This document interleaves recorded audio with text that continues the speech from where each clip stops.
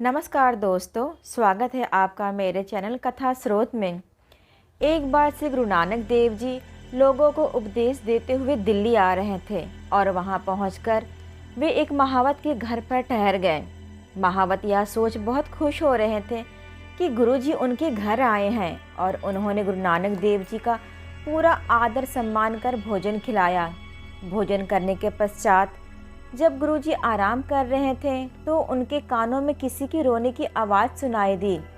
जब गुरुजी वहां पहुंचे और पूछा कि आप लोग क्यों रो रहे हो, तो उन्होंने कहा कि गुरुजी, हमारा हाथी मर चुका है। गुरुजी ने कहा कि यह हाथी किसका है, तो उन्होंने कहा कि यह हाथी दिल्ली के बादशाह का है। तो गुरुजी बोले कि यदि यह हाथी बादशाह का है तो आप लोग क्यों रो रहे हो। महावत के परिवार वालों ने कहा कि गुरुजी, इस महावत से हमारी रोजी रोटी चलती थी। इस हाथी की पालना करने के लिए बादशाह हमें इसकी कीमत देते थे जिससे हमारा गुजारा होता था, पर अब यह हाथी ही ना रहा। पता नहीं अब हमारा क्या होगा। काम के सिलसिले में हमें कहाँ कहाँ की ठोकरें खानी होंगी। महावत परिवार की कहानी सुन गुरुजी को उन पर दया आ गई और गुरु नानक देव जी कहने लगे कि यदि आपका हाथी जिंदा हो जाए तो फिर आप लोग नहीं रोओगे।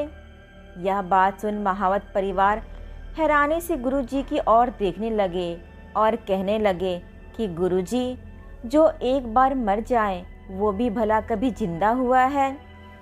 तब गुरु नानक देव जी ने उनसे कहा कि आप हाथी के मुख पर हाथ रख उस प्रभु को सच्चे मन से याद करो। तो जैसे ही हाथी के मुंह पर हाथ रख प्रभु को याद किया तो हाथी फिर से जिंदा हो गया। हाथी को जिंदा देख परिवार वालों की खुशी का ठिकाना ना रहा। वे सभी गुरुजी के चरणों में गिरकर गुरुजी का धन्यवाद करने लगे। गुरु नानक देव जी के चमत्कार की बातें दूर दूर तक फैल गईं।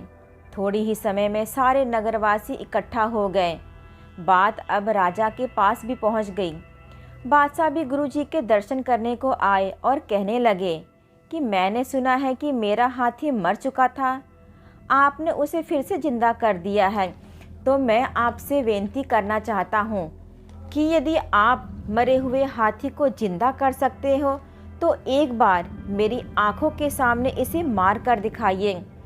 तो गुरु नानक देव जी बादशाह से बोले कि ऐसा आप क्यों चाहते हो। बादशाह बोले कि मैं कैसे यकीन करूं कि हाथी मर चुका था और आपने इसे फिर से जिंदा कर दिया है।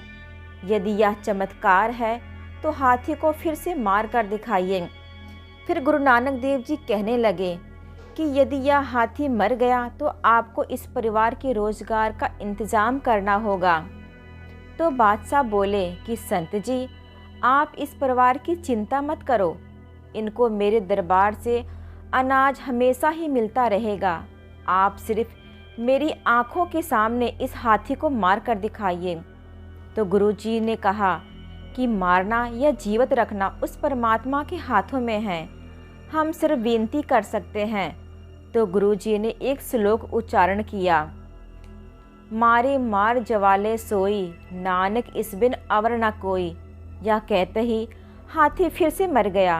बादशाह यह सब कुछ देख हैरान रह गया और गुरुजी से कहने लगे कि गुरुजी, अब इस हाथी को फिर से जिंदा कर दो। तो गुरु नानक देव जी कहने लगे कि मारना और जीवित रखना तो उस परमेश्वर पिता के हाथों में होता है।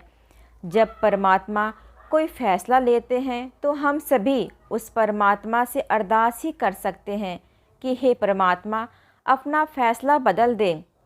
तो परमात्मा ने हमारे ऊपर कृपा कर अपना फैसला बदल दिया, पर अब हमें परमात्मा का इस फैसले का आदर करना चाहिए। तो बादशाह भी गुरुजी की इन बातों से प्रभावित हुए और कहा कि जैसी आपकी आज्ञा। सत्य नाम श्री वाहिगुरु।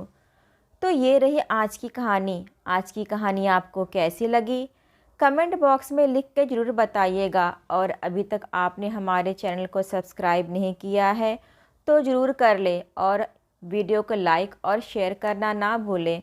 धन्यवाद।